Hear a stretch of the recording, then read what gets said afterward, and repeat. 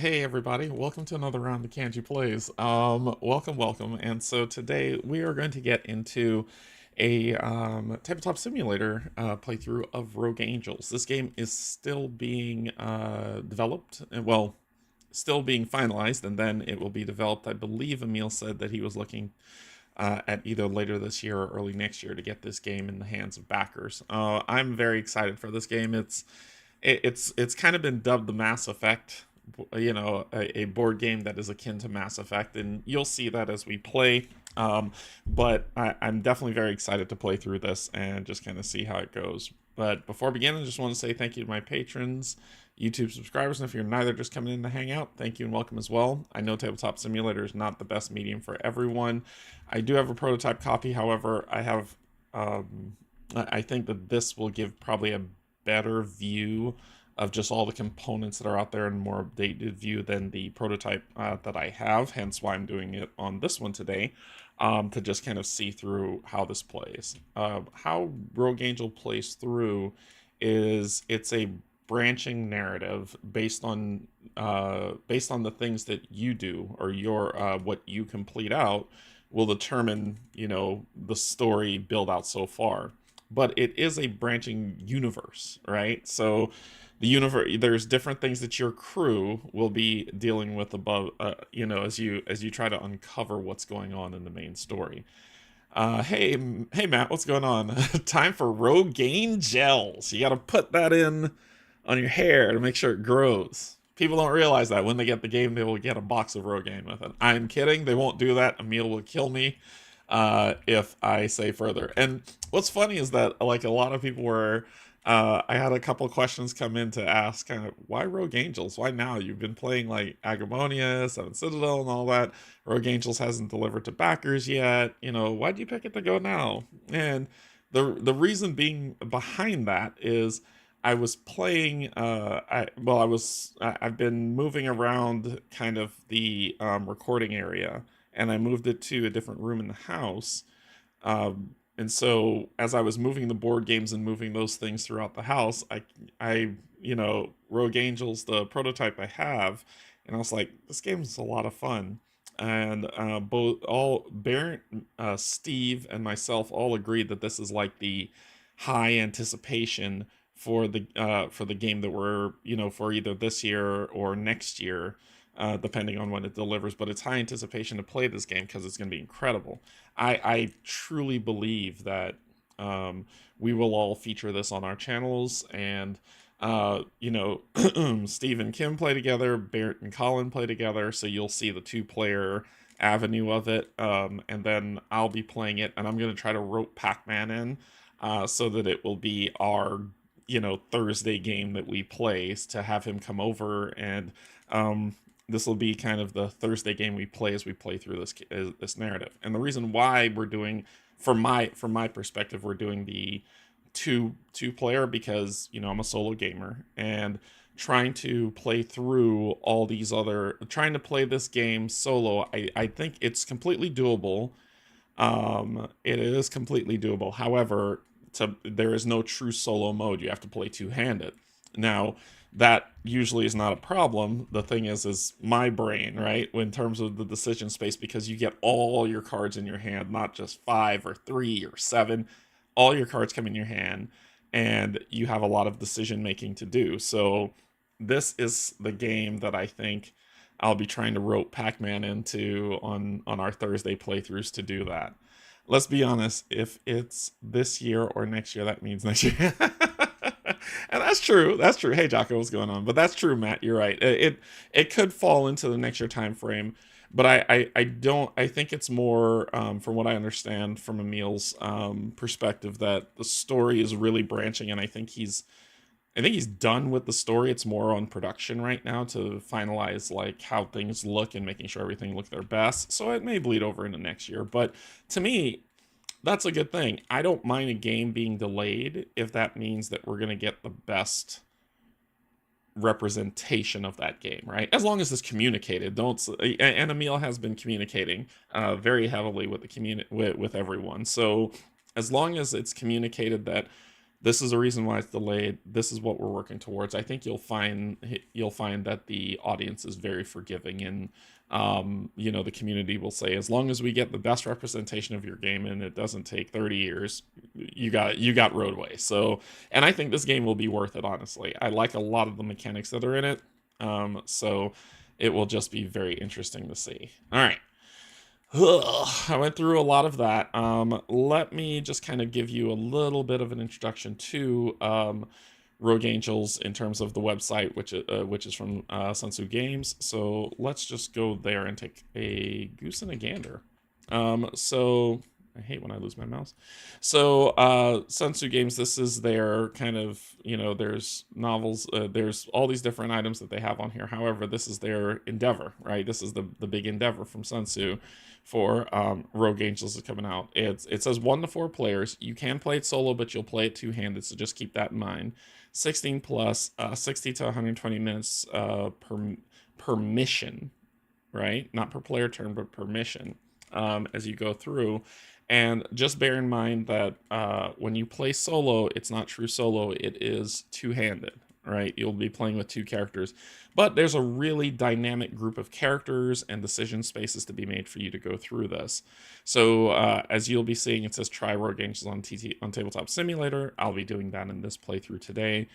And it looks good. It looks good. You got a great group of characters to pick from, all different races with all different abilities that you can go through, and I'll go on here so you can kind of see a little bit of the game found page. It did fund. I think that I honestly believe that people will enjoy this game a lot, and there will be a second printing of this because it is a fun game. It has a really great narrative. It has a really great story.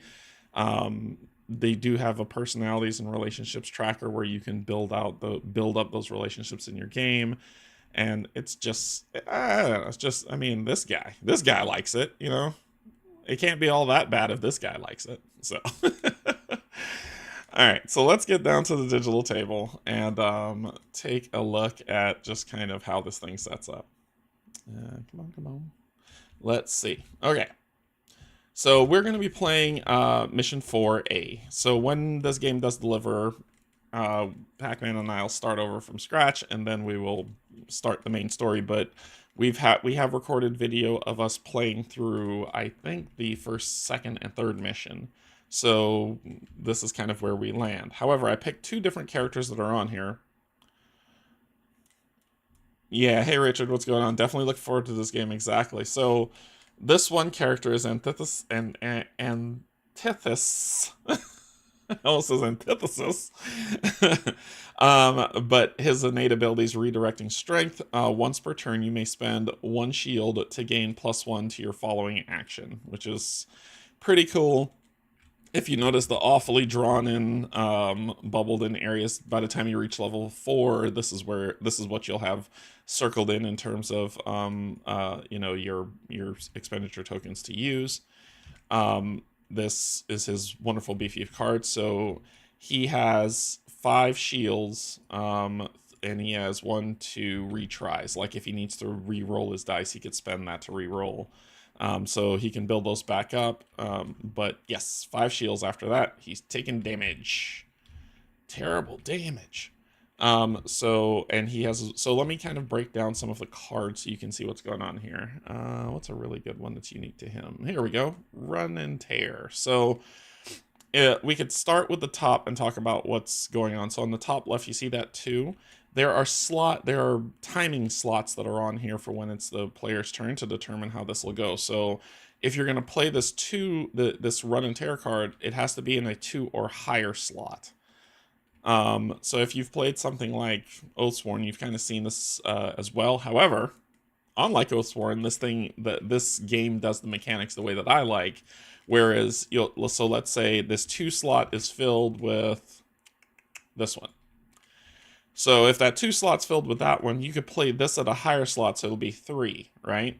At the end of at the beginning of your turn, you shift everything down 1, and it slowly shifts down until it comes back to your hand, which I really appreciate. And that was one of the negative things for me for Oathsworn, was that once it's in that slot, Until you push it, it ain't moving. In this game, it's just a cooldown period until you get your card back. Big win for me on this. So also, let's go back to the card and take a look. So that was just kind of its timing of how it's played. If if 2, 3, and 4 are filled, then you can't play that card. You have to play something else. There is no pushing of cards. So unless you take a wound, but we'll talk about that later. It's a movement card, as you can see. That center, that die, that's how many dice you roll innately. And then it lets you move 3 out the gate, and then deal 1 damage, cutting through shields to deal 1 damage to an adjacent enemy. Alright, so that's the ability of the card. So you move 3, and if you roll anything on these dice, for instance, these dice have, that guy. These dice have these movement, right? And that movement translates to, okay, I rolled 2, so I have 2 movement. You actually get to move 5. Which I think is pretty cool. At the bottom, those are the abilities that you can add to this card by spending these tokens that are up here. So on this card, you will get 1 more damage if you spend one of these. So you can say, I'm spending that, and so instead of doing 1 damage, I'll do 2. That's how that works. For the bottom ability, where it's blue and it's push an adjacent character 2 spaces away from you, you would have to be able to spend that to do it. But as you notice, he doesn't have any of those, so therefore he doesn't have that ability. However, as you play the game, you'll get decision spaces where you get to choose how you build out your character, and when you bubble those in at your next mission, they come back. Now, one thing to keep in mind, whenever you use one of these, it's not like, oh, okay, that's the end of the round, you get it back. It's used for the entire mission or until refilled by something in the mission. So just that's why the decision space on using these has to be pretty, you gotta really think about how you want this to work. They don't regen like that. They'll just regen at the beginning of the next scenario. I think that's it in terms of explanation of the characters.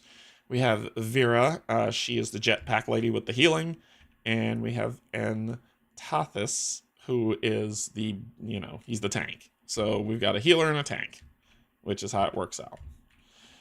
All right, over here, this is our relationship board. So as you go through the story, you will gain favor or lose favor with these different characters that you run into, and that will have impact on the narrative as it goes. It's not just, oh, build this up and this is great. It's more, it'll have impact on the narrative, how the characters in the world will respond to you in that narrative, and so you get to determine how you're going to behave in the universe of Rogue Angels.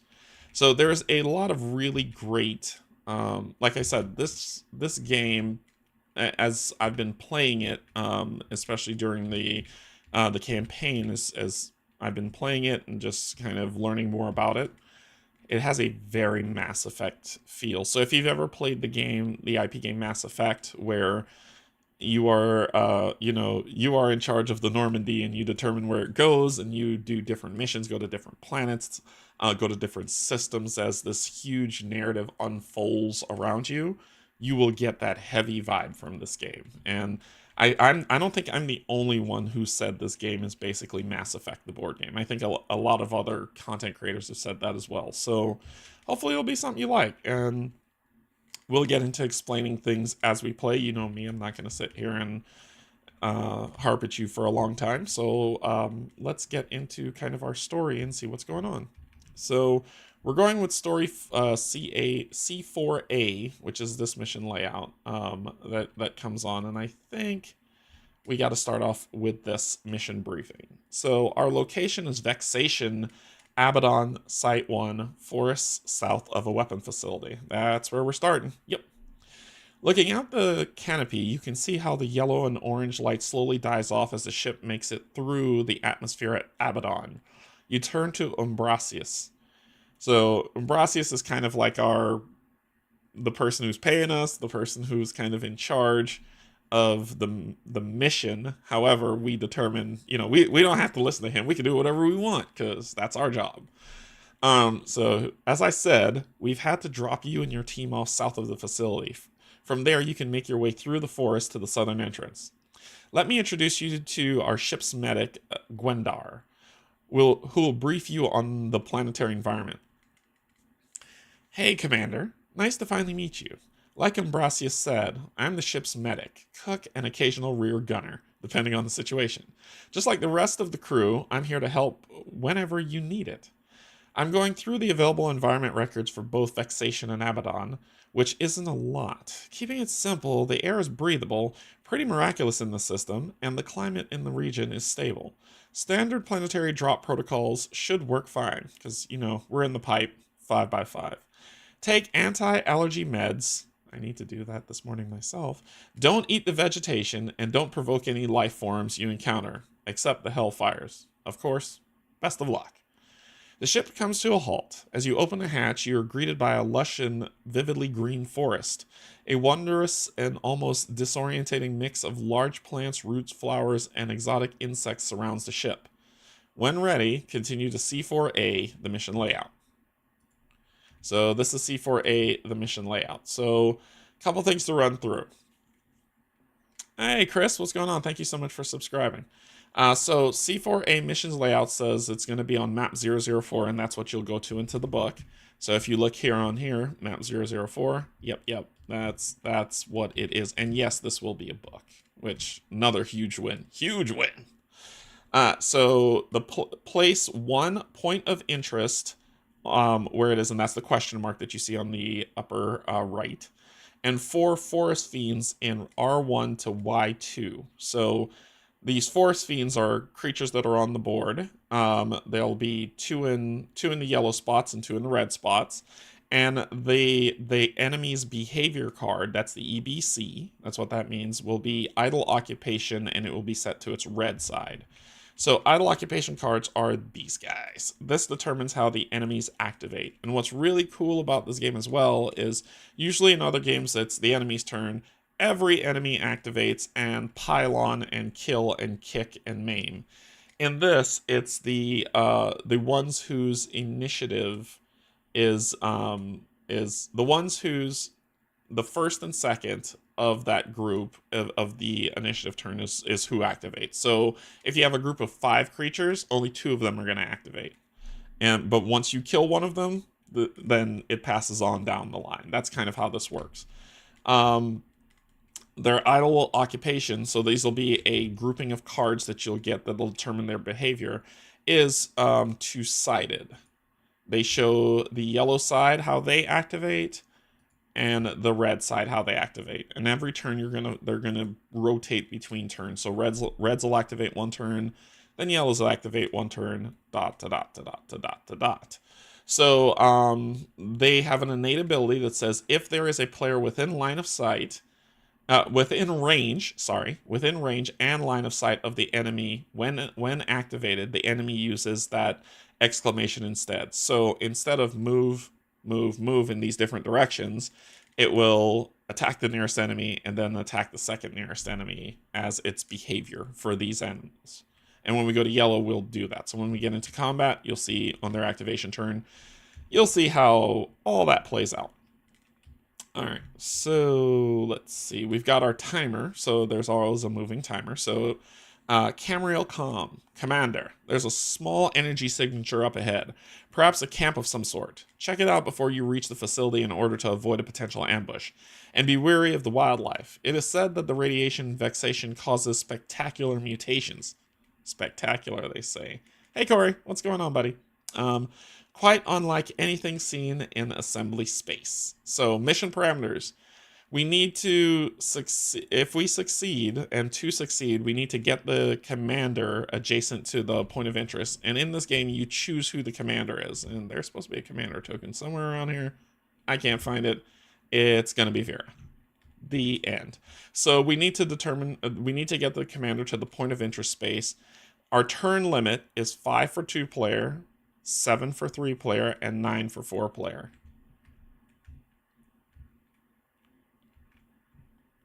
So basically, this timer is what you have to run down, and when it runs down, you either will do the success or failure part of this as it goes. Let's see, we got a question. Let's see, but it only attacks at the start of its activation. That is, once it starts moving, it doesn't interrupt its movement to attack. That is correct, Matt. That is correct. Hey, Sarah, what's going on? Looking forward to this. My group is on mission 6 now. Super fun game. Thanks for introducing me to it back during the crowdfunding. Yeah, no problem.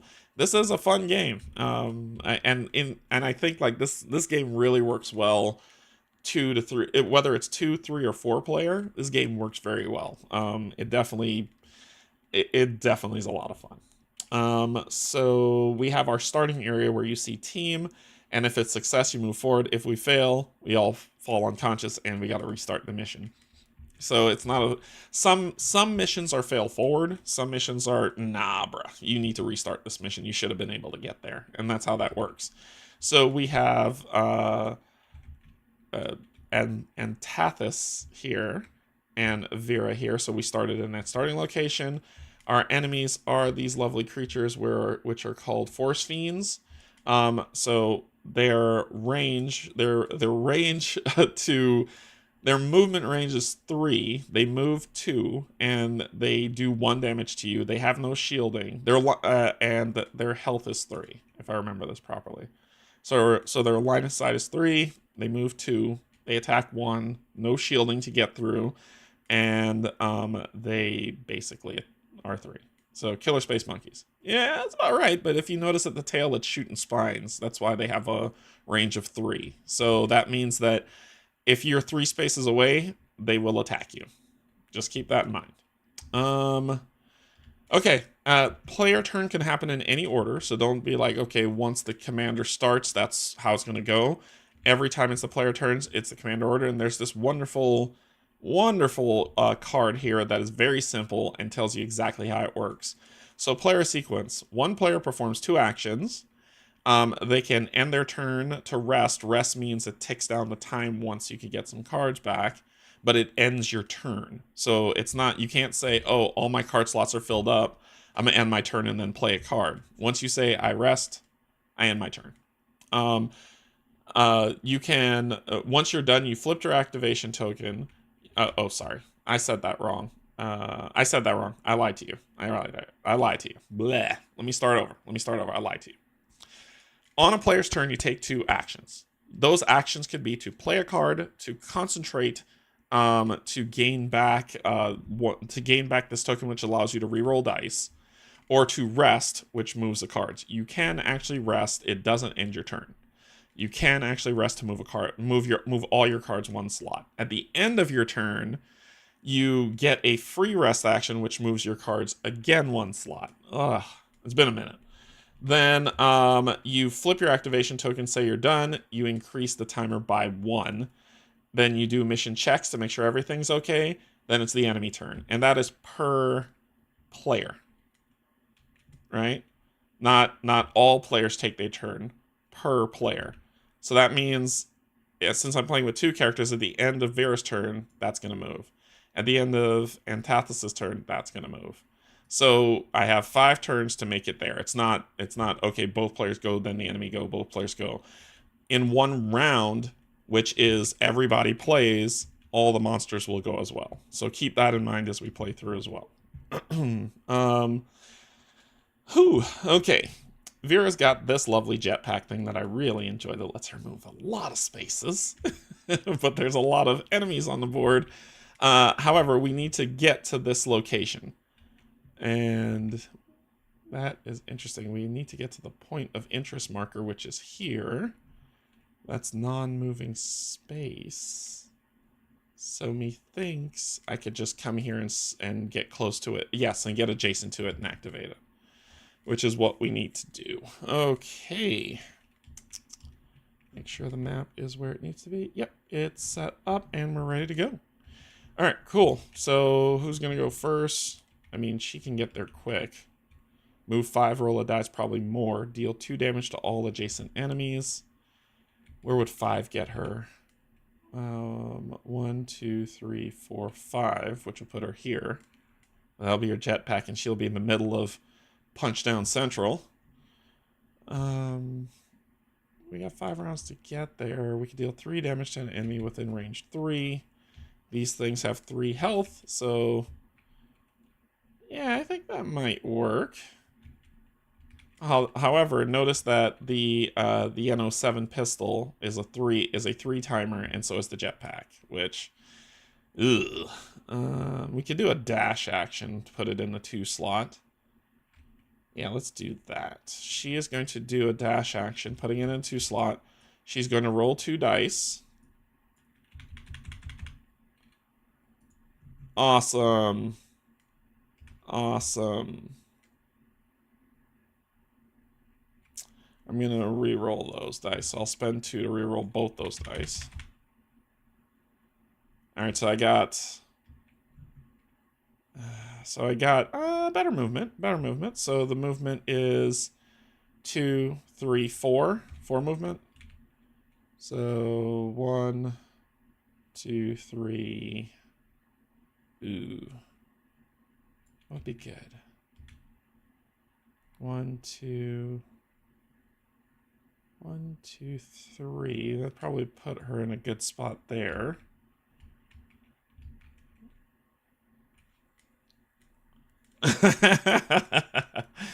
And is anything within range? We can't walk through this because this is dense underbrush. So line of sight's also blocked because it's red, so I can't shoot at that creature, and I can't shoot at me. Yeah, let's do a move. Yeah, let's play a card because we could do 2 actions. Let's do another play a card. We'll do another move, but this time I only roll 1 die. Come on, give me the double foot. Double foot! Alright, so that'll be 2 movement. 1, 2. You could take a shot. That'll be okay. You got shielding. You'll be fine. You'll be fine. So that ends her turn, right? So it says, at the end of your turn, end turn with a free rest action. So this one comes back to my hand. This one moves 1. Then flip our token saying that we're done. Advance the track by 1. And then mission check. Did we pass or fail? We haven't determined that yet. So then the enemy turn. It's red. So if there is a player within line of sight, within range and line of sight, which it is, when the enemy activates, it's going to attack the nearest player. So this enemy just does what it does. It doesn't roll dice. We're within range 3. It doesn't need to move. It shoots me and hits me for 1. So it can hit me. So it shoots and hits me for 1. My shield goes down by 1. Ta-da! Not hard. This guy, because he is not within range of anybody, he will activate, and he's the next one, the next initiative one, so he will move west, north, and east. So west, north, east. Boom. Actually, nope. Sorry, I lied. West 2, 1, 2. North 2, 1, 2. East 2, 1, 2. Done and done. That's what he will do. He's just kind of wandering around, and this thing spat at me, which I'm not thrilled about. But that is the end of her turn. Now it is Antithesis' turn. And Antithesis. What can we do? Do you got a big movement card? You don't. Deal 3 damage to an enemy within range 3 to 7. Ooh. See if I can move. I can shoot stuff. Because after this turn, yellow's going next. You'll take another hit. However, you won't. I don't want it to move. So let's move. This is going to go in a 2 slot. We're going to roll 1 die. Ugh, that's such a waste. I got to move 1. Let's do the move 1 instead. So let's roll that. Double move. All right. Well, two's not bad. 1, 2. And then I will play my Leviathan. So deal 3 damage to an enemy within range 3 to 7. And I get to roll a die to see if I can boost that shot. I cannot. That's what I needed on my first roll. So it's just 3 damage that I'm shooting this guy, but he only has 3 health, so pew pew pew, he's dead. And that was my 2 actions. I gain a free rest where this moves, this moves. I flip my token, move the timer, and check the mission. We haven't failed yet. Then it's the enemy turn, which is yellow. There's only 1 yellow, and I am 1, 2, 3. Oh, yes, I'm within range 3 because I believe it is center to center. Actually, it wouldn't because this thing would be in the way, so it would actually just move. West to south to east 2. West bump, south bump, east 2. And there isn't a player in line of sight. Yeah, so it wouldn't have attacked me. So that's it, because this was in the way. So center to center didn't go. All enemies have activated. Everything's done. So we start the next round. And that's a round for us to play. All right, so we... Hey, Rusty Cage, thank you so much for subscribing. So we flip these tokens back over, and we begin a new round. That's how fast the rounds go. Not hard, very easy to play, and lots of fun. And this card it tells you everything you need. That's how fast this game can move. All right, I think it's time to jetpack it. I think it's time to move 5. 2, 3, 4. Yep, that'll get us there. So we're gonna do a 3. So let's jetpack it. Jump over obstacles or empty spaces for a 5 move. You cannot jump over walls or closed doors. I mean, I don't know why you can't jump over a closed door. This one I will gain a shield back instead of the +1. And then I'll move 5. 1, 2, 3, 4, 5. And I've gotten adjacent to the point of interest. So that was her jetpack movement. Our next thing I'm going to do is... I could play you at a 4 slot. Yeah, let's do that. Because this is going to go back to red. Yeah, I'm gonna play this at a higher slot to shoot this enemy for 3 damage, plus 3 damage. But that's all the damage I need to do to this enemy. So yellow has been completely taken out, and that will be my 2. So at the end of the round, move everything down, gain this card back, flip activation token, decrease the timer, and check the mission. So the mission, get the commander adjacent to the point of interest. We did. I'm already full at shield, so I can't take 1 shield. She's already full. We did get the commander adjacent to the point of interest, so we did succeed. If success, continue to C4A. So we go to C4A update 1. So question: if any who attack the forest creatures first, did any players do it? The players paint 1 personality mark in dominating and receive a token immediately. So now, we both attacked the wildlife first, so we get to pencil in. So we come over here, and we get to pencil in another thing here, and another thing here. So now we'll be starting off with 3, and immediately we get another one of these to add to our repertoire. Boom, boom, boom. So awesome. So we got to do that. Remove 1 point of interest and all enemies. So all enemies are removed. Oh, the enemy turn's not done, so don't think, oh, we advanced, the enemies won't activate. Young fool. So we'll remove those, which is what it said to do. Then place Howling Spine Heads in our 1 through 4. So this is going to fill up with Howling Spine Heads. Yay! Which are these creatures who aren't too thrilled that we attack their babies. That goes here. 1, 2, 3, and 4. Big fun. These lovely creatures say, oh, sweet, you're going to attack our babies. We're going to kill you. So if they're within range 1, they move 4, they attack for 2, they have 0 shielding, and they have 4 health. And in R1 through 4, add more, and put Forest Fiends in Y1 through 4. So guess who's back? Back again.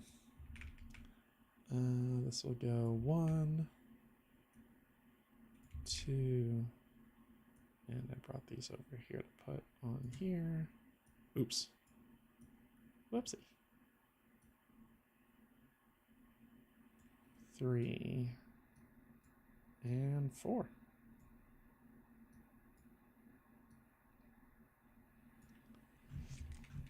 Now, this is, and I should be doing this instead. I've been using this for health trackers, but these are really, it should be 1,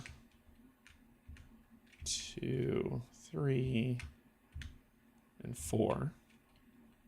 This will be, nope, turn back. You will not have this problem on the delivery of the game. I promise you. 2. Turn this on to 3. Turn you here. 3 and 4. Okay. So that just happened. That was a thing that occurred. And their behavior is vicious attack. So now you come in here, and luckily this is in alphabetical order. So we can go probably close to here. Wait, what? Oh, that's bosses. Yeah. Yes, bosses have activation cards as well. You should be next at 51. Yeah, there we go. Vicious attack. So now they're going to move, attack, and attack, and move and attack and attack. They're unhappy with our behavior. And the yellow does a little something different. It moves, attack, moves. But that's what's happening. Yay! All right. So, and you see on the top it says remove those and add these things in. Camril comm. Anyone there? Commander? Our scanner isn't picking anything up. Wait. A large group of creatures are stampeding towards your position. They might attack if you don't get out of their way. Move north to avoid them if you can. Mission parameters. So the time limit gets reset to 8. What's happening? Hey! Then it says have at least one conscious player when the token reaches 0. So this is survival mode. Those not conscious when the turn token reaches 0 will be recovered after the mission, painting 1 scar each. And we have trigger conditions. So place kill enemies next to the map. When you reach TS killed enemies, TS killed, have them respawn. Oh no! They don't stop coming. Have them respawn in their original spawn area before the enemy's next turn. Reminder, when enemies appear, they always go first after the mission has been updated. It's their turn anyway, so yep. And if we fail, all players are unconscious. All are recovered after the mission, so here's a fail forward. Paint 1 scar each, and when concluded, read what you need to read. So this is a fail forward one, where if you lose, this is just kind of survival of the fittest. See if you can survive. You might get a bonus for it. But if you don't, eek. All right. So it's starting off on enemy behavior card red. So red is going to activate. And the nearest player is 1, 2, 3, 4, 5. Yeah. 1, 2, 3, 4. So it would be Antathus. So not all 4 are activating, only 2. So in the turn order, it'll be number 1 and number 2. Will move, attack, and then attack. So their behavior says that they move 4. Yay! And they can move through their friends. 1, 2, 3, 4. Attack, nobody's there. But number 2 gets to move 1, 2, 3, 4. Oh, look! It can do it. And it will attack for 2. So you will get hit for 2. Boom, boom. Going down to 3. And then attack second nearest player. The second nearest player is not there, and I'm assuming this isn't a beat you to death thing. So since there is no second nearest player, I don't believe the attack happens again. I could be wrong. Correct me if I'm wrong on that, and then I'll knock it down more. But I don't believe it does. It attacks you twice. All right, that is the enemy's turn. These other two aren't going to move and harry me, but that's how it goes. So after the enemy's turn, it is now going to be Antithesis. His name's going to kill me, I swear. I want to say Antithesis. Deal 1 damage to an adjacent enemy or interact with an adjacent object or heal an adjacent unconscious character. So I can bring somebody back. Move 3, then deal 1 damage to an adjacent enemy. I can make that 2. You've got 4 freaking health, and I'm only rolling 1 die. So I can make it more than 2. I could one-shot 1. Move an adjacent enemy to another free adjacent space and deal damage to it, or deal 2 damage to an adjacent enemy. I don't roll any dice with that. I could just make that 3. That's not that great. Move. Heal yourself for 1 damage and gain a shield, or gain 2 concentration. At the end of your turn, before the free rest action, deal 2 damage to all adjacent enemies. Ooh. Do I have a move and attack? Yeah. Yeah. We got a plan. I got a plan. So we're going to do this. We're going to roll a dice because it says move. I get to move 3, then deal damage to an adjacent enemy. 1 adjacent enemy. So we roll 1 dice. And that's a +1, which is fantastic. I could either make it a +1. I could either make it a... Oh, I can only add it to the move. So I can move 4. Let me go 1, 2. Actually, let me not make myself a favorite target. So that's there. And deal 1 damage that cuts through shields to an adjacent enemy. I'm actually going to spend 1 of these to make that a 2. And you're supposed to do that before you play. Before you play the... before you do it, you're supposed to say, hey, I'm doing that. So we'll make it 2 damage to you. I like using these as health tokens. But you will take... Yeah, let's use it at that. You'll go down to 2 health, and let's put you at 4. Ooh. Oh, it is the health one. I'm an idiot. That's their number, 3 and 4. But you'll down to 2 health. Let's spin you down to 2 health. Yeah, and this is 5 and 6. That's fine, it works out. Okay, so 2 and 4, that's my first action. My second action is play this in the 4 slot. And deal 1 to an adjacent enemy. I'm going to spend another 1 of these doing that. And it says, at the end of your turn, before the rest action, deal 2 damage to all adjacent enemies. So this says deal 1 damage to an adjacent enemy. You're dead, so I'm going to hit you and knock you down to 3. So we'll do that. That's fun. That's a lot of fun. All right, so that's the end of my turn. I took my 2 actions. It says at the end of your turn, before the rest action, deal 2 damage to all. So you would die and then get respawned. When they're dead, they get respawned. And then you will take... you'll go down to 1 health. Then we will do the free rest. Shift, shift, shift. Flip our token. Move the timer. And then yellow gets to go. So the last activated player, you're going to move towards them. So what do we got here? We got 6, 5, 1 and 2. So 1 and 2 will go. So you are the last activated player. You will move 2 towards him. 1, 2. 1, 2.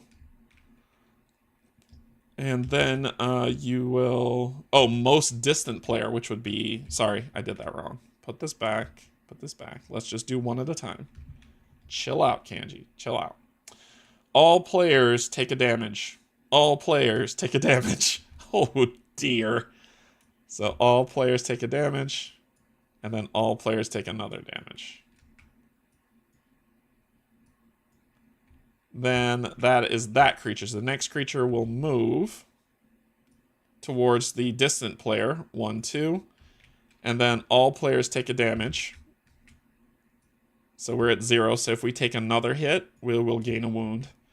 And then last activated player, it will move 2 towards, 1, 2. And that is the creature's turn. I'm gonna cry. That hurts. That hurts. Okay, cool. Then we'll flip back to red. Everybody's gone. Flip it back over, and we start anew. Gulp. Okay, so not good. Not good. Not good. Not good. Not good. Not good. Not good. Red's going next. They're gonna try to really hurt us, so we need to kill red and run. Can you do anything? You can heal yourself or a character within range 2, but I don't have enough to move. Deal 2 damage to an adjacent enemy. This one can move an ally 2 spaces, which could get one of those creatures out of our way. Biscuits.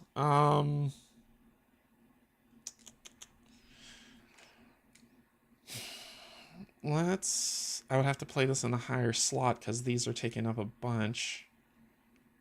Yeah, let's do this. And I'll use the move an ally 2. So first, let's go ahead and I'm going to move 2 and I'm going to roll 2 dice. Please be shields. Nope, I get to move 4 though. So 1, 2, 3, 4. Let's come up here. And then I get to move a player 2. So you'll move. Is there anything you... I don't think you really have any attack cards. You could kill that one. No, but you can heal yourself. Move 2. Get out of there. 1, 2. And that is my first action. My second action is I'm going to rest to shift these down. Should give me back my movement card a little bit more, but that's my 2 actions. Do a rest. Boom, you come back to my hand. You move. You move. Flip. Move the time tracker. Check the mission. We haven't gotten where we needed to. We got to get the mission parameters are to get to 0 and stay alive. So it is red enemy's turn. Move towards the nearest player and attack.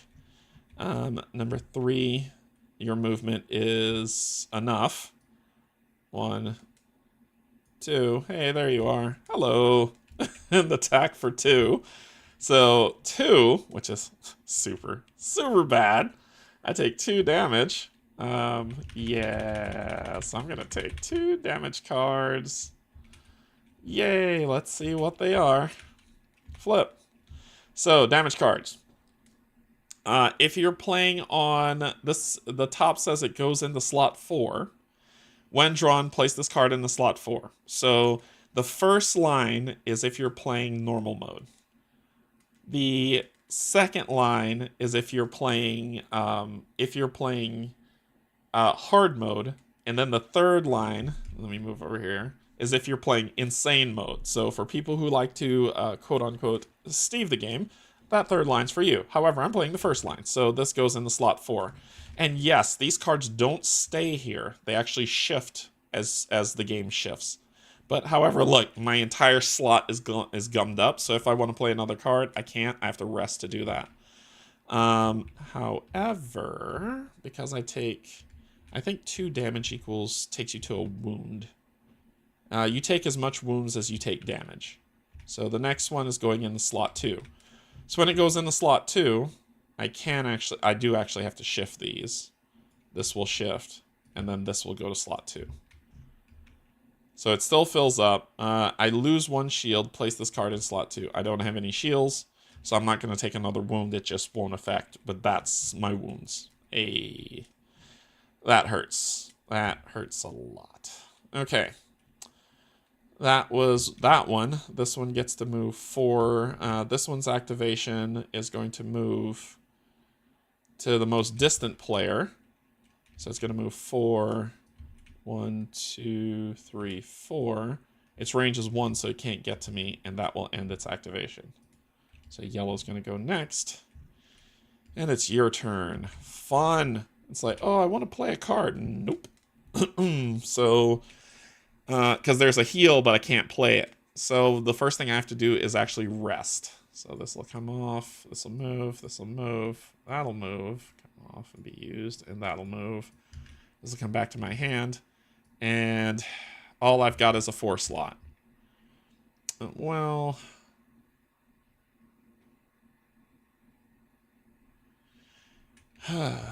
goodness. Let's see. This one, I need to find the, when it says healing, 42. Page 42. Some action cards may make it possible for players to heal themselves and their allies. Healing has nothing to do with gaining shields, but is dedicated solely to discarding damage cards from wounded or unconscious players. So healing damage, in this example, players start the turn with 3 damage cards in their stack. The player plays regen pack, puts it in a 3 slot. The player gains, rolls a +1 and a +1 shield and a shield. The players decide. Alright, so we'll remove cards, damage cards. I believe that's what it does. It removes damage cards. Hey, David, time to run. Have to feed the baby. Thanks for streaming this. No problem, no problem. So, we'll play that. That's how it goes. It removes the cards. If I remember this correctly. Yeah, let me go back to the keywords. Yeah, it removes the cards. So, I will have to play this all the way up here. And I get to roll 2 dice, and that will determine the shields I get back. Ooh. Alright. So I heal 1 damage. I'll get rid of this one. So this card gets damage card discard. It'll go over there. And then I gain back 1, 2, 3 shields. So 1, 2, 3. A little bit better, but that was my rest, and then to do that, that's my action. So I'm kind of done. Free rest action. Move. Flip my activation token. Move the timer. Am I dead yet? I'm not dead yet. So mission check is okay. So enemy turn is yellow. Come on. Last activated player. Move towards them. So that is 2. 1, 2. Hello. And then it will let all players take a damage. So I will gain a wound card. Because it's just 1 damage they do. So this will go into the 4 slot.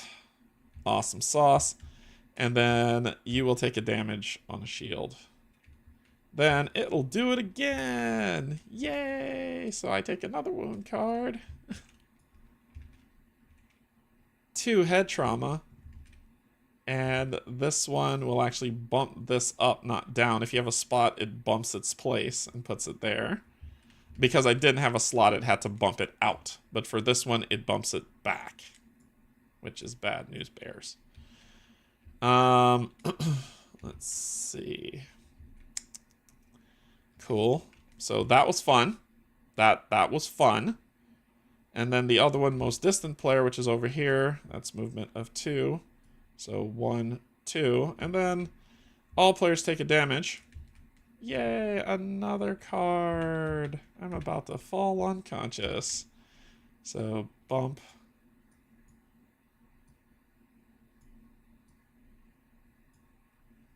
Goes in slot 3. Oh no.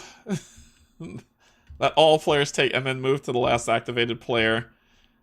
1, 2. Hello. Actually, it just needs to move 1 to get in range.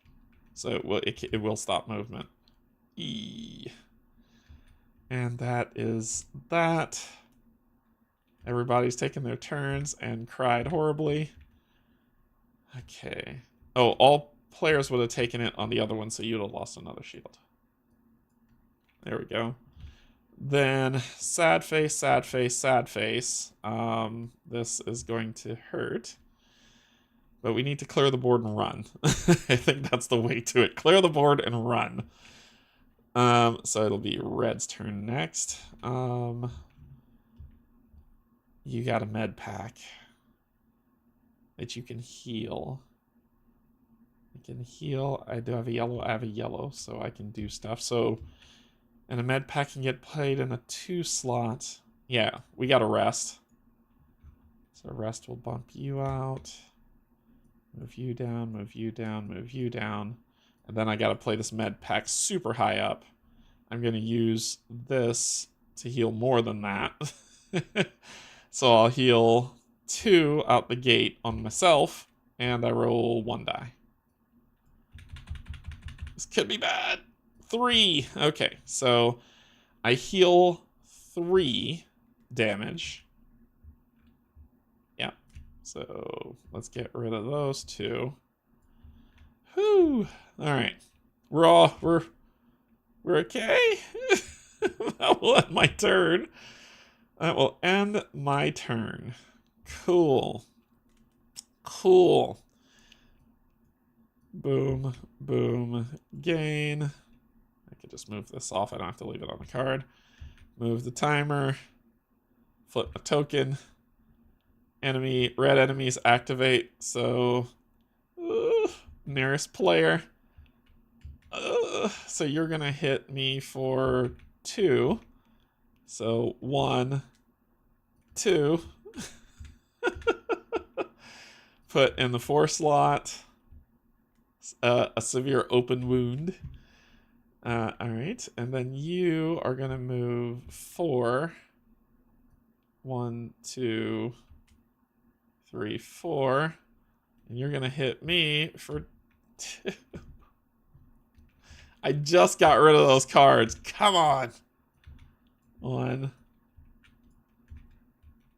Move a hit card 1 to the right and discard this card when that comes out. So this moves here, and then this gets discarded. So there are cards that let you discard stuff instead of getting placed. Okay. Cool. Cool, cool, cool, cool, cool, cool, cool, cool, cool. Cool, cool, cool, cool, cool. So it is yellow's next. Cool. So, yay. I'm going to have to do a rest action. Shift, shift, shift, shift. And then I got to shoot something because yellow's bad news bears.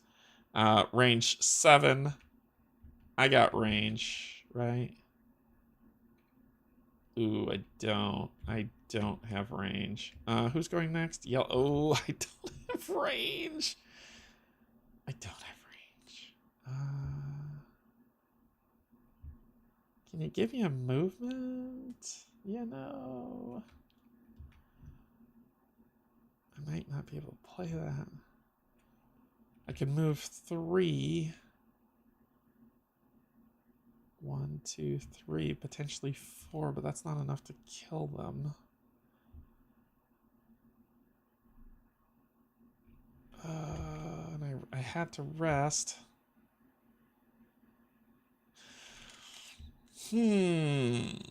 So you're going unconscious?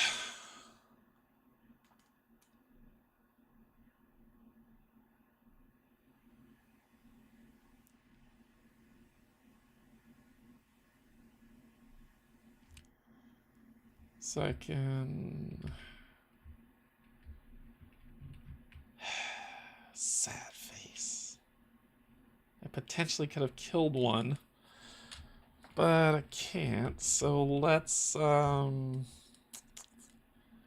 These ones suck.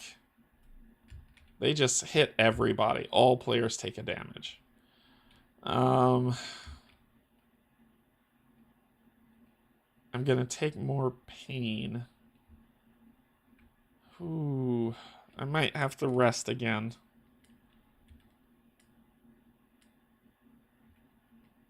because of what's about to happen.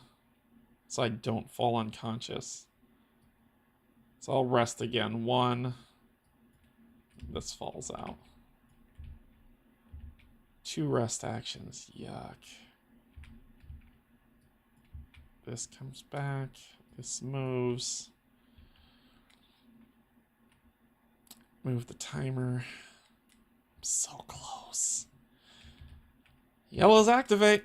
Last activated character, which is me. So 1, 2. Everybody takes a damage. So place this in the second slot.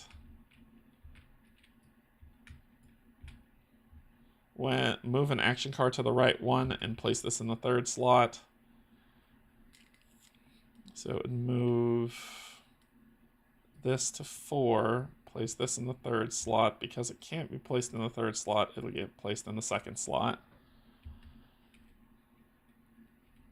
So that's you. That was the first attack, and then you'll do it again. Place this in the third slot. Oh, God. Place this in the third slot.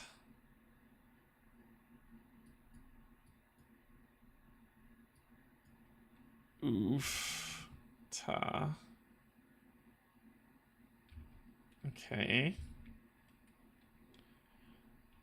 Oh dear. Okay.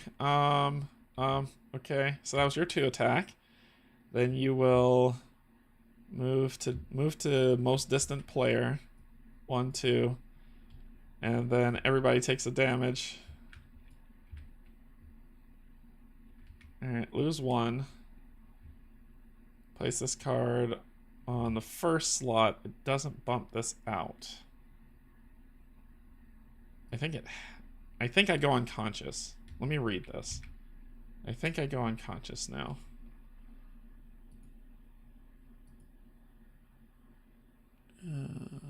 Let's see. Let's go back to page 1. And then look at this. Unconscious 40.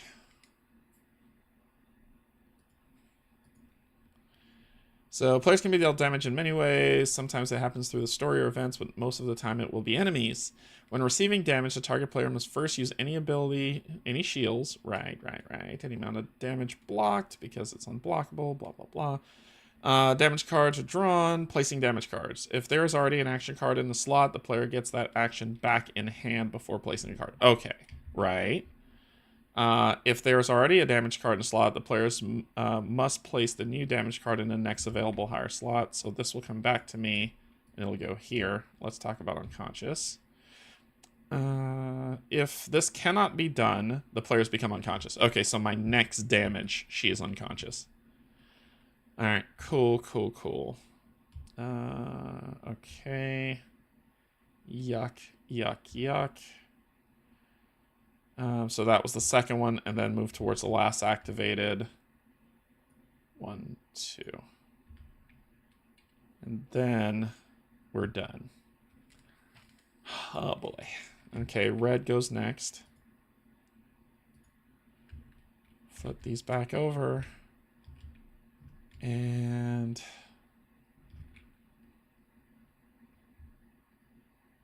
red's coming in hot.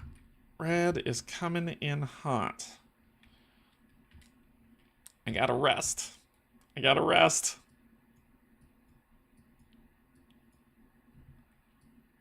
So this will come out. And then I got a med packet since I got that back. Played at the high slot. I'm only rolling 1 die. Please be a +2. A +1. So that lets me heal 2. 1, 2. So that is my 2 actions. Flip. Move. Red. You are right on target, so you're going to hit me. Boy, this is bad. So 1's there, bump that up. And then you are next to me, so you'll just... then it says attack, second nearest player. And then most distant, move towards the most distant player. Which is 1, 2, 3, 4. Thank goodness it doesn't attack. And then attack the nearest character. This is a range 1. So that's where it would go. Okay. We're okay.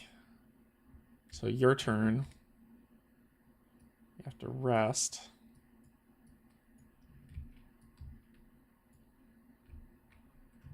And then... and yellow's going next. So we need to shoot that.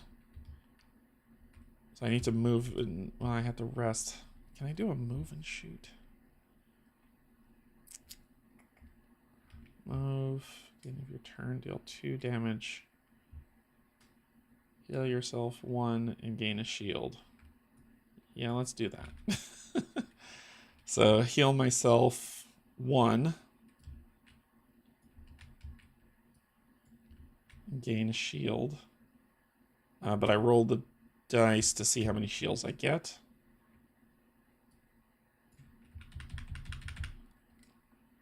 Three. Ooh, 3, 4. All right. That'll do. So that will end my turn. Move the timer. And yellow's turn. So pain. I'm getting hit 3 times. So let's move towards the last activated player. You just need to get in range. So 1, you're in range. 1, 2, you're in range now. And then let's just do kind of the attack, attack, attack. So you're going to get hit once, twice. So the first one, lose 1, and then discard this card. So I lose this, discard that card. Move an action card 1 to the right. It's already full there. Then discard this card. That'll be your set. That's this one. That's full up. Then the next attack. Move a damage card 1 to the right. Place this card there. So it's all the way that it can go. Place this card on slot 2.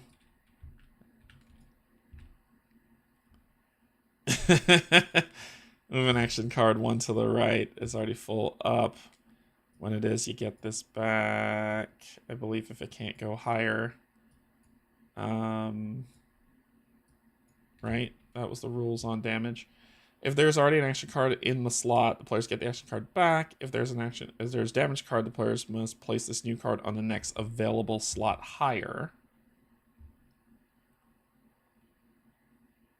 Up on the track, if this cannot be done, the player becomes... if it's already occupied, I'm unconscious. Because it says...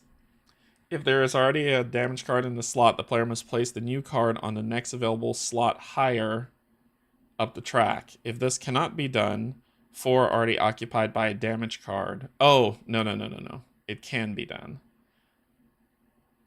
Okay, so I would get this card back, and this would get placed higher up on this track. Okay.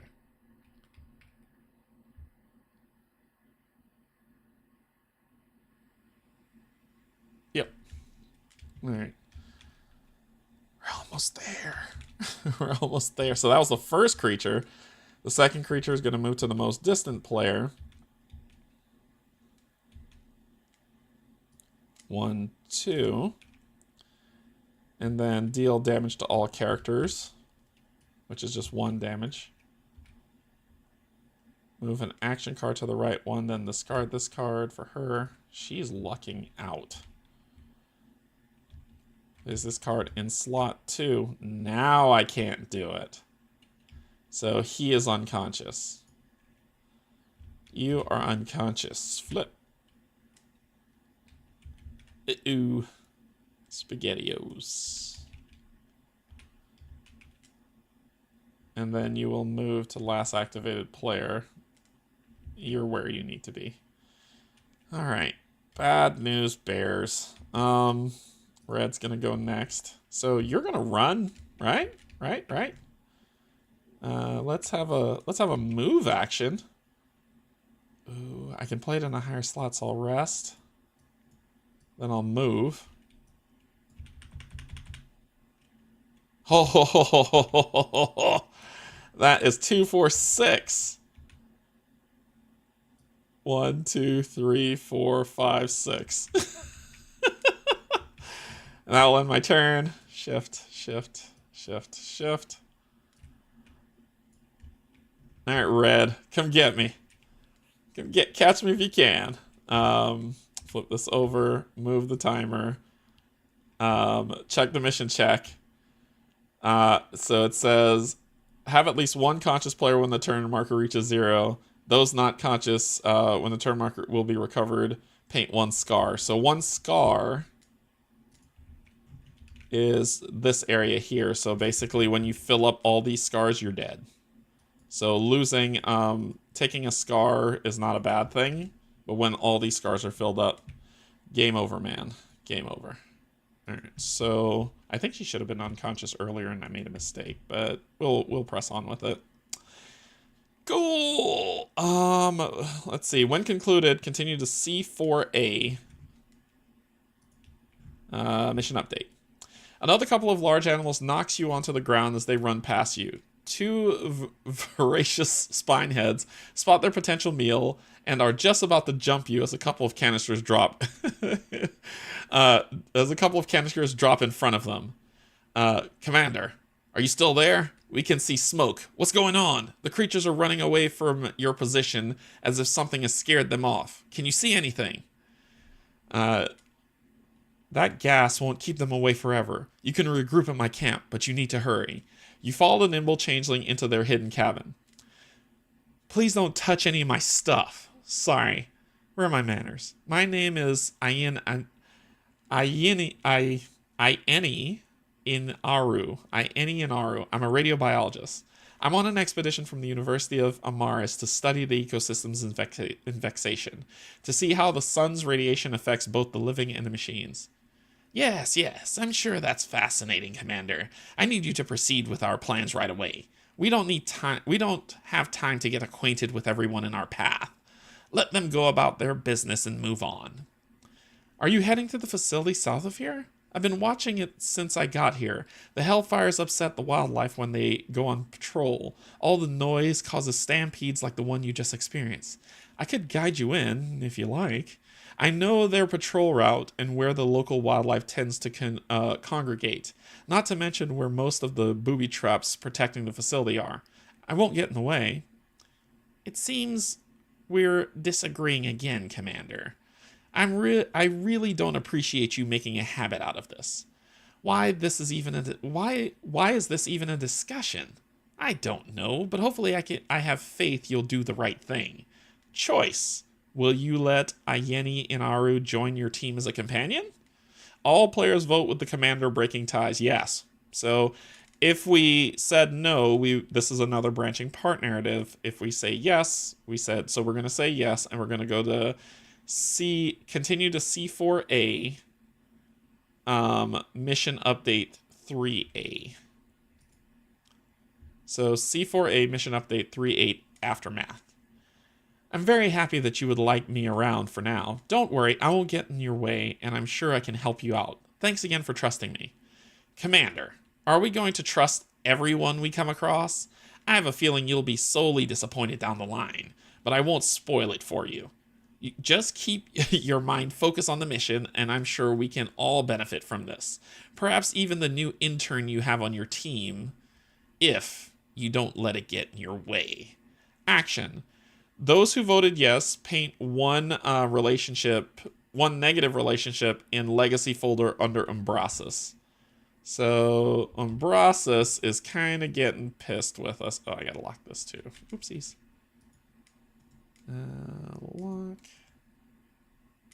Lock. And then we come up here, and he is getting pissed with us even more. So you can see Antethus, he already doesn't like him. Now he doesn't like him even more. And these relationships affect story outcome. So don't think, like I said, don't think that you're doing this and it means nothing. It affects story outcome. All right, so Ayeni Inaru has joined your team as a companion. When when ready, continue below. The time you have spent on the ground fighting and running have paid off on your skills, and you have been able to optimize and hone your own abilities. Each player must upgrade one of their own character's 2 basic action cards with 1 sticker of their choice from their character's legacy sheet board. This is cool. So basically, I need to unlock this now and unlock this. So basically, what you do is you flip this over, and these are basic interact, basic attack. And what you can do is this says, so this is another thing that makes this game really, really cool. Each player may upgrade one of their own character's basic action cards with 1 sticker of their choice from their character's legacy sheet board.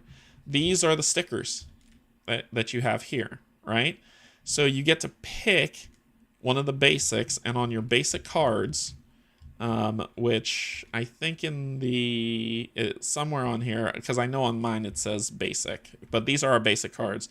We get to grab a sticker from on here, and we get to put that sticker on the card. And there will be, the reusable stickers that you get in the game that you get to put on one of these cards. Oh, there it is. There it is. Ability, basic. Ability, basic. So you have 2 basic cards that are here, basic interact and basic move. And you could come up here to your sticker sheet, and you have a basic interact or basic move, and you get to pick one of these and put it on one of these cards to upgrade these cards. The sleeves would be super expensive because they're so varied. The sleeves would be ridiculous. The cost of them, and even the management of that would get kind of crazy, right? So stickers make the best sense. So you can actually on your turn, like I said, when you play, you'll look basic interact or basic move, pick one, and then put that on the card, and this card will gain that new ability that you can use these things for, which I think is super cool. So, one, you do get new cards. Where's the cards box? So this is companion cards. Let's see if we could find her. Yep, there she is. So she is a companion that's going to join us. So we gain her companion card.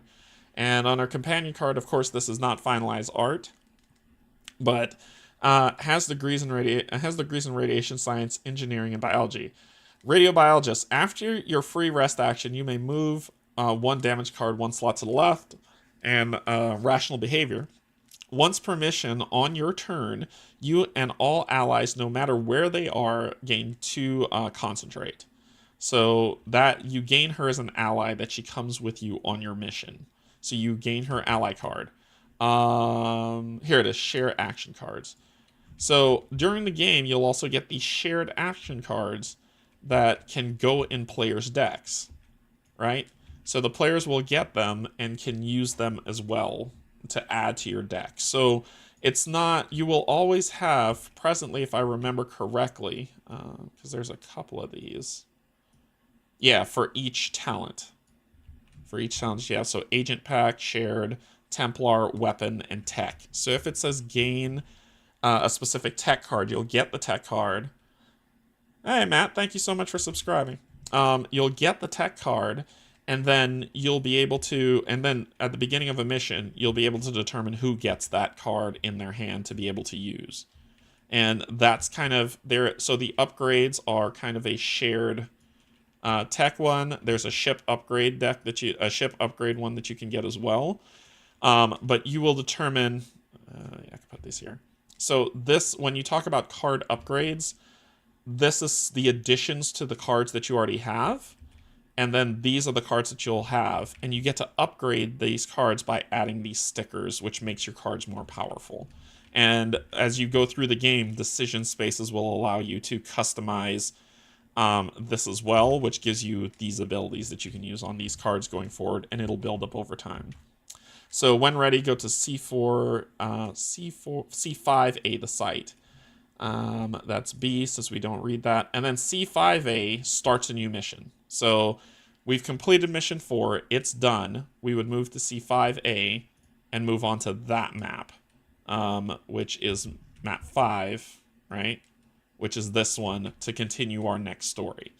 So, I mean, that I kind of wanted to showcase a lot of this. I know I made a mistake with the health stuff. She should have been unconscious, and this ended a long time ago. But I was bumping cards, and I don't think you're supposed to bump cards. I think it's just fill slots, and when you can't put there, it's over. So it's not because there's a free slot, it's because you can't place anything in the higher slot. So sorry for that screw up. I'm sure I'm gonna get it in the comments. Just watch the video through and you'll see I realized I caught it. I catched it. Anyway, yeah, the set of characters that you have, so these are all of them that are here. All of them operate differently. They're all quite unique to the playstyles, and they all will come with. You saw me playing with standees, but as you can see here, this is not finalized, of course, but this is Antathus. You'll get a mini for them. The player characters are the only ones that are going to have minis.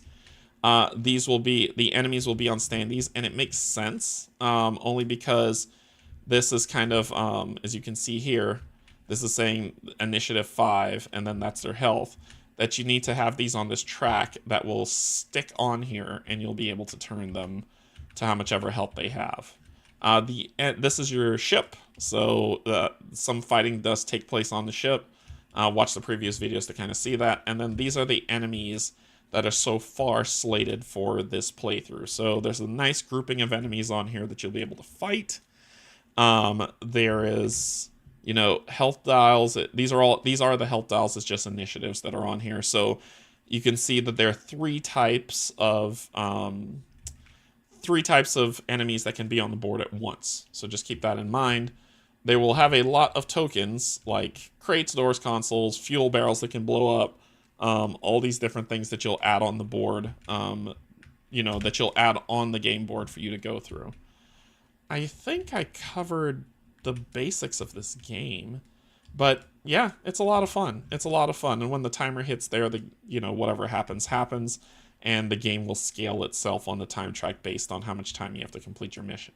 But that you can move, you know, I like the whole thing of you take a turn, the game takes a turn. The next player takes a turn, the game takes a turn, because that allows for a lot of that decision space for where players have to talk to each other. And that's where I think, like, it would be very...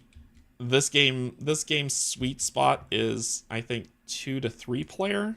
I would believe that that's what it's going to be, because the conversation that'll happen when you get the 4 players, and I'll be honest on how I'm feeling, but people who've played it 4 let me know. But when you get to 4 players, it's 1, 2, 3, 4, 5, 6, 7. So you're waiting 7 turns until it is your turn. But on this decision space, I think 6, actually 5 works, right? 1, 2, 3, 4, 5, because we can start formulating plans based on the enemy maneuvers, which is why I think the sweet spot is between 2 and 3 players. It's by the time we get to the second player's turn, the plan that the team has talked about kind of fulfilling will either start to realize or go off the rails to where you're like, okay, I need to scramble to be able to help what's going on.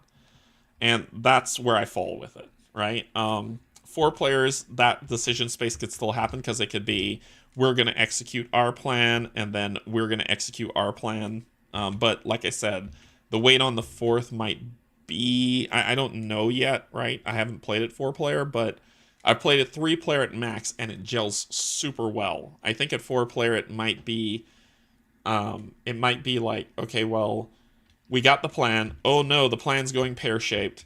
All right, I'll scramble and try to do something. Okay, well, I'll do some cleanup while the scramble's happening, right? So that's where I'm like, I don't know how I feel about a 4 player, but I think 3. I think 2 to 3 is the sweet spot. If you got a group that can do that, I think it'll make up. Player 4 can go make a sandwich or take a nap. Yeah, so, but that's my honest opinion of it. I think that if you can multi-hand this, and you can multi-hand it 3 player, I know there are a lot of people who can do that. I'm not able to. I'm able to multi-hand 2, and even then, I gotta think, because you have all the cards in your hand, not just 2 or 1 or 3, that true solo on this thing will be a challenge, but still fun. but it will be a challenge. 2-player, perfect, because it can, okay, I'm going to do this. Uh-oh. Well, that's okay. We can still probably make it happen. Let's do this. Oh, dear. Where 3 players, I'm going to do this. Uh-oh. All right, well, let's see if the plan will work. Ooh, it's not working. Don't worry, I got you, and I'll fix it. All right, so just keep that in mind. I think this game is still a lot of fun. I think when you see this on all 3 of our channels, because I know Barrett and Colin said they're gonna bring this to the table. I know Steve and Kim said they're gonna bring this to the table, and I am purposefully um, pulling in Pac-Man on mine because I want to play this game. The story narrative is fun. We get to make decisions on what's going on. That seems super, super fun. I'm very interested to see how we evolve our characters. And if you notice on the back of these two, Vera and Antathus, that their sticker abilities are all different. So each character gains this unique ability. So cool. I don't know. I think it's cool. I think it's Mass Effect. I like Mass Effect. I like this game. So far, you know, we're dealing with Umbrasis. You get decisions on if you're gonna on if he'll like you or not. I know there is a way to move these up, but there she is right there. You know, so now our relationship with her will be different. She doesn't like Antathus so much. But Vera, she's cool with, and then we have other characters. And there is actually a blank spot here, if you notice, for there to be another character to be added.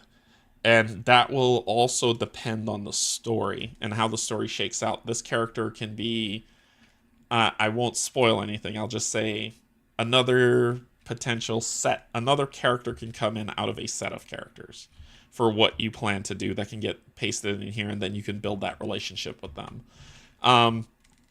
These unlock things as well in terms of how the game plays through. So this board has a lot of use, and you will be using this a lot as you play the game.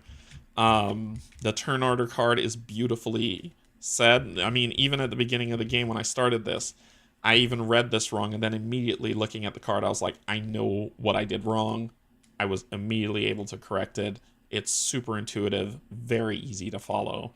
Not a problem at all. Super easy, barely an inconvenience.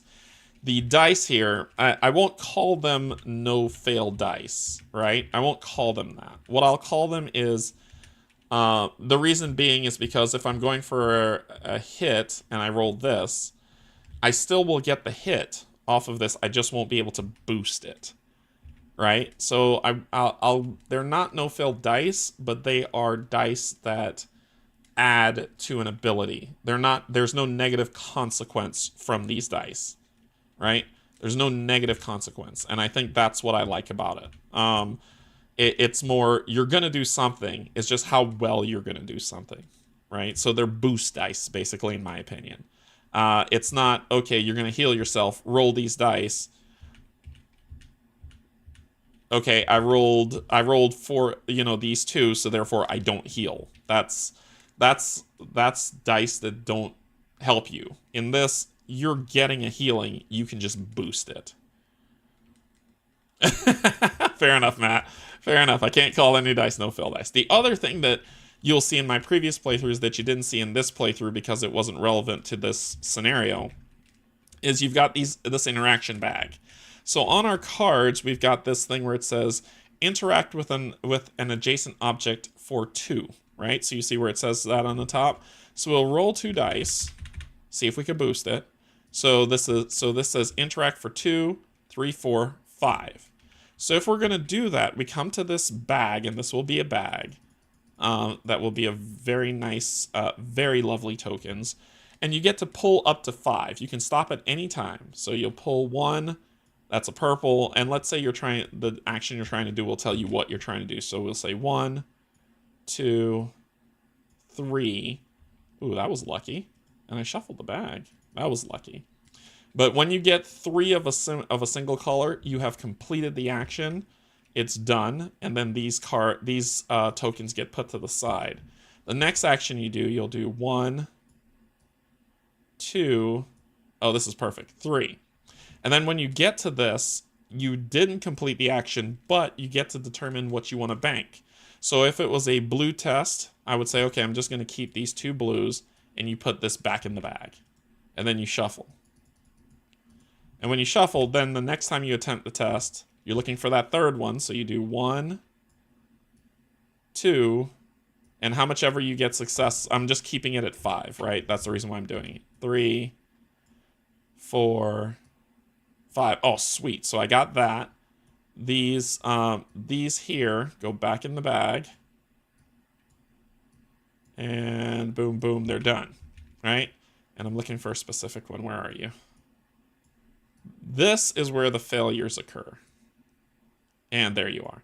This is a wild. This can be anything you want it to be, the white ones. So if you're like, oh yeah, I've only pulled 1 red and I've pulled all these, but I need to keep the red. I'll keep the red and the white one, put these back in there and use them. However, if I ever pull in one pull, if I ever pull, and it doesn't seem like I'm going to in this game, good Lord. Come on, where are you? Where are you? There he goes. If I ever pull 2 in one pull, I fail the test. So, as you can see in here, it wasn't really that much of an issue. And so there are 8 reds, 8 blues, 8 purples, and 4 white ones. So when I pull those, when I pull 2 of these same colors in one pull, so let's say I'm pulling 5 and 2 of them come out, I've immediately failed. I failed the whole thing. Shove it all back in the bag. And ta-da. So this is kind of the interact is kind of your pass-fail mechanic. Whereas the rest of the game is just play cards, tick them down, do all the good stuff, do everything that's set up, tick down, get cards back to your hand. Which this is an amazing effect. The cards are very simple to read. You know where they go. You know what you're going to do. And if you put this here, you'll play it, it'll come back to your hand, you can actually do it again. So you know what actions you can take, you know what actions you can't take, and based on your hand, you get to determine how you're going to interact with your environment. Simple enough. I think that's the only thing you didn't see was this, but I've done it on prior videos with the at-table prototype. So you saw me do that a little bit. But yeah, that is it. That is it. That is what it is. Yeah, so, but that's the playthrough of Rogue Angels, just kind of a preview of it. Like I said, it's been a minute, and I've got rules from 5 other games in my head, so I made some slight mistakes, and I apologize for that. However, we got it right. We got it right. And either way, we still would have gotten the marks. This was a no-fail scenario, except for the first part where you had to get to the token, which wasn't a hard thing to do. But this was kind of set up as a no-fail scenario for you. But the next mission, which you're still on the planet, and if you notice, the next mission still operated on the same planet. It was just a different map on the planet that you're going through. And after you finish with that planet, you move to another planet and go someplace else and build out this big branching narrative. And I don't know. I think this game is going to be amazing when it's done. I think there's so much cool stuff to go through on this game. There's so much richness in this game that just makes it amazing. I can't say enough good things. I think Emil created a wonderful narrative with this story. From what I've gone through so far, I think it's been really thrilling, really epic, very expansive, and I'll use the words Mass Effect one more time. But that's going to be it for today. So I hope you enjoyed this playthrough. What's coming up on the channel Tuesday will be Agamonia. I think we'll be leveling up once we complete the next mission, so you'll get to see what leveling up looks like in Agamonia. Thursday, I'll be playing Aeon's End with Pac-Man. He's back, and I've missed hanging out with him, so he's back. We're gonna play some Aeon's End on Tabletop Simulator for y'all to see, and then Friday's D&D. And Sunday we're back to Arkham, so it's gonna be It's gonna be a fun week of games. I know a lot of people have been asking me kind of about Seventh Citadel, and they were like, "Hey, we really enjoyed the playthrough. When are you doing more? When are you doing more?" Um, when I wanted to play the tutorial so people could get a feel of the game to see if this is something they want to purchase when it comes to retail, as well as those to get a little bit more excited about the game. Those who already have the game coming can get more excited and amped up for the game because it's fun. So I played through the tutorial in its entirety in that video, which took about 4 hours, right? When you play, it'll probably be about 2 because you're not streaming, so it'll be a less time. But I plan to get back to Seventh Citadel and put it in the rotation between that and Agamonian on Tuesdays. When am I doing that?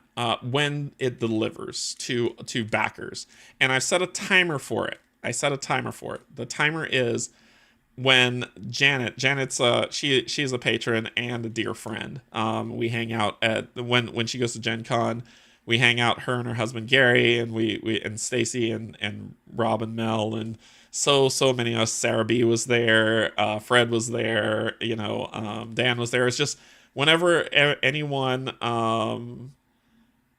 whenever anyone come, like whenever we go to Gen Con, we hang out there. But I put a timer because she's on the West Coast, I'm on the East Coast. So when she receives her game, I've said, okay, boom, that's when I'll start the series. So as soon as Janet gives me, I got my shipping notification, and because I don't think she's gotten hers yet, because she went all in, which will let me know that the all-ins have started delivering. So when she gets her all-in, she'll say, hey, I got my all-in, and then I will schedule the series, and we'll start going back and forth between Agamonia and Seventh Citadel, and we'll play through a lot of Seventh Citadel because it was a lot of fun. I really enjoyed it, so I think that it was good. I think that's all I got. But just to answer that question about Seventh Citadel when it's coming back, as soon as Janet gives me the thumbs up, I'm scheduling it, and you'll see it on the channel, and we're gonna go through Seventh Citadel as well. Feast of Hemlock Vale. That is after we complete. I believe we talked about it, Yogi, and that is after we complete. After we complete the one we're on now, which is Circle Undone. So we've got two more missions for Circle Undone, and then the game's over. So after we do that, we're then gonna play Feast for Hemlock. And then after that, we're going to Forgotten Age. And then we're going to go to Dream Eaters. And I think after that, we're going to go play Dunwich. And we'll see how that goes. Yeah, so that's the plan. We will be getting into Feast for Hemlock after we finish Circle Undone. My character for Feast for Hemlock is going to be Rita. So it'll be her. And we'll see how it goes. Forgotten Age is the best official campaign. Ooh. We'll see. Kate said I have to be the lead investigator for Forgotten Age because Cynthia was it for Path of Carcosa. Kate never played Circle Undone, so she became the lead investigator. So I believe they said I have to be the lead investigator for the next one. So it might be Feast for Hemlock or it might be Forgotten Age. And we'll see how that goes. All right, everybody. That's going to be all that she wrote. And thank you so much for joining. Thank you, my patrons, my YouTube subscribers. And if you're neither just coming in to hang out, thank you as well just for coming to hang out with me for a little bit as I played this game as poorly as any person can. I'm sorry.